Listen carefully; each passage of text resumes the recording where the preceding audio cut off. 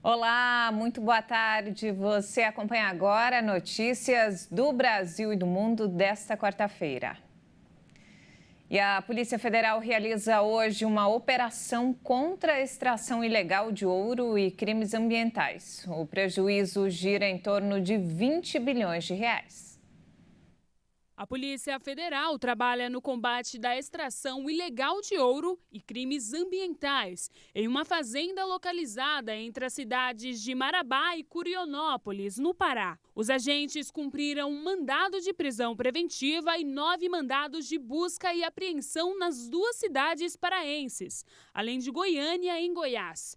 Na operação também é cumprida uma decisão judicial de apreensão de bens em 161 milhões de reais e são verificadas a falta de qualidade dos produtos extraídos da fazenda, que é avaliada em 200 milhões de reais.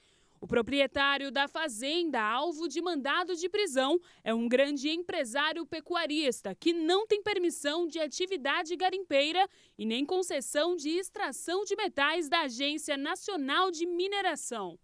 O homem também não tem licenças ambientais. De acordo com uma investigação, movimentações financeiras do suspeito apontam a existência de terceiros na venda do ouro extraído ilegalmente. A Polícia Federal acredita que o empresário tentou apagar evidências de crimes ambientais e, por isso, a liberdade dele põe em risco a investigação para obter provas. O dano ambiental causado devido à extração ilegal de minério é estimado em 20 bilhões de reais. O cálculo é feito a partir da extensão da área de extração ilegal, desmatamento, escavações, contaminação do solo, assoreamento e a contaminação de um rio próximo à propriedade, com mercúrio e outras substâncias nocivas. As fortes chuvas que caíram na tarde de ontem causaram muitos transtornos nas duas capitais mais populosas do país. No Rio de Janeiro, pelo menos 3 pessoas morreram em todo o estado. E aqui em São Paulo, em apenas 3 horas, choveu o previsto para 10 dias. Os alagamentos provocaram um trânsito recorde. O temporal que atingiu o Rio de Janeiro fez a cidade entrar em estágio de alerta.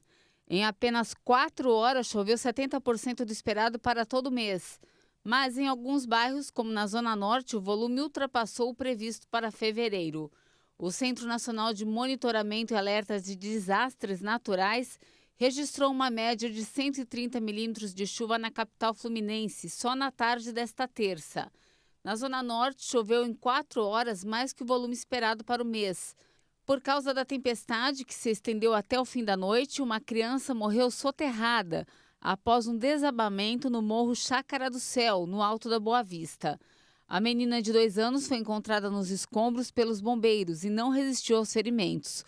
Com as tempestades, 113 sirenes de emergência foram acionadas em comunidades do Rio e ruas de diferentes bairros ficaram debaixo d'água. Já em São Paulo, em apenas 3 horas, choveu o previsto para 10 dias e toda a capital entrou em estado de atenção. Foram registrados 34 pontos de alagamento, sendo 22 intransitáveis. A cidade teve 431 quilômetros de congestionamento, um recorde anual de trânsito em dias de fortes chuvas. Com isso, a CET chegou a suspender o rodízio de veículos. A forte chuva que atingiu São Paulo provocou diversos estragos, alagamentos e transbordamento de córregos. Somente a região de Itaquera, na Zona Leste, choveu 78 milímetros. Por causa da queda de uma árvore na região da estação Jurubatuba da CPTM, a linha 9 Esmeralda interrompeu a circulação dos trens por uma das vias. Também foram registrados pontos de alagamentos entre as estações Francisco Morato e Botujuru, na linha 7 Rubi, interrompendo a circulação no trecho. No metrô, a linha 4 amarela também teve que interromper o funcionamento por causa de alagamentos entre as estações São Paulo Morumbi e Vila Sônia. O corpo de um jovem de 24 anos, arrastado durante as fortes chuvas, foi encontrado em um córrego de Osasco, na Grande São Paulo. Os moradores encontraram o corpo nesta manhã e acionaram o resgate. Os bombeiros ainda buscam por uma pessoa desaparecida na zona leste da capital durante o temporal. E mudando de assunto, olha só, de cada 10 empregos, 8 são gerados nos pequenos negócios. A participação de pequenas e microempresas na criação de vagas no país sobe a cada ano. Os pequenos negócios têm papel importante na economia brasileira. Eles são responsáveis pela criação de praticamente 8 de cada 10 empregos com carteira assinada no país. Os dados são de um relatório produzido pelo Sebrae com base no CAGED, que registra as admissões e demissões no mercado de trabalho formal. Entre 2021 e 2022, houve uma queda de 26,5% no número de vagas geradas por negócios de pequeno porte, que passaram de 2.170.000 para 1.600.000 no ano passado, segundo o estudo. Apesar disso, a participação dessas empresas no total dos postos de trabalho criados no país subiu para 78,4%. Os pequenos negócios foram responsáveis pelo maior número de contratações em 2022 nos setores de serviços, com mais de 828.000 vagas criadas, no comércio, que teve mais de 332.000 novos postos, e na construção civil, com quase 230.000. Na indústria de transformação, as micro e pequenas empresas abriram mais de 158.000 vagas no ano passado. E na agropecuária foram criados quase 31.000 postos de trabalho.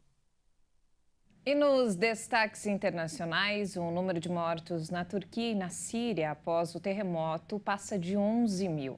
As equipes de resgate lutam contra o tempo para tentar localizar algum sobrevivente depois de 48 horas do tremor. Apesar das dificuldades causadas pelo alto número de desabamentos e pelas condições climáticas do rigoroso inverno, os socorristas conseguiram salvar várias crianças que estavam nos escombros de um imóvel na província turca de Hatay, onde vários municípios desapareceram por completo. Nesta quarta-feira, o presidente da Turquia, Recep Tayyip Erdogan, visitou a região de Kahramanmaraş e garantiu que a situação está sob controle. No primeiro dia, é claro que houve dificuldades, mas na terça-feira e hoje a situação está sob controle. O trabalho de busca nos escombros continua, mas nosso Ministério de Meio Ambiente e Urbanização vai começar a limpar tudo. Ama bir taraftan da enkaz kaldırma çalışmalarını Çevre Şehircilik Bakanlığımız inşallah yürütmeye başlayacak. Apesar do controle declarado por Erdogan, atingidos pelos terremotos questionam a ausência de ajuda estatal e lamentam não poder voltar para casa. Por que não podemos ir para casa? Porque todas as casas estão tremendo. Viramos desabrigados. O que podemos fazer? Muitas pessoas morreram aqui na região. Dezenas de países, da China aos Estados Unidos, passando por Ucrânia e Emirados Árabes, prometeram ajuda à Turquia, que começou a receber equipes de emergência e material na terça.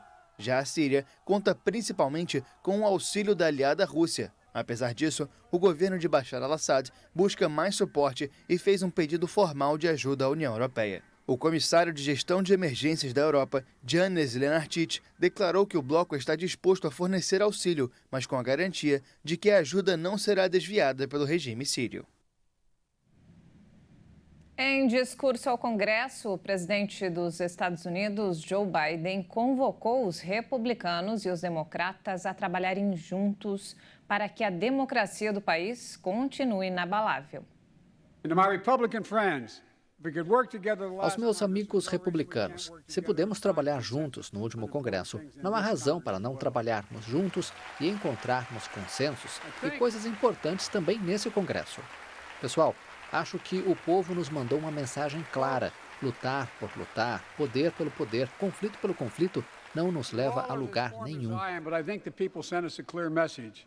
Fighting for the sake of fighting. Power for the sake of power, conflict for the sake of conflict gets us nowhere.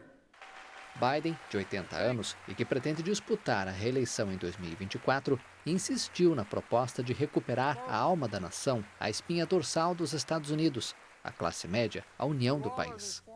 O presidente destacou que há 2 anos os Estados Unidos lutavam contra a pandemia, mas criou um recorde de 12 milhões de novos empregos e a taxa de desemprego é a mais baixa dos últimos 50 anos. E essa edição fica por aqui. Mais informações ao longo da nossa programação. Obrigada pela companhia e até mais.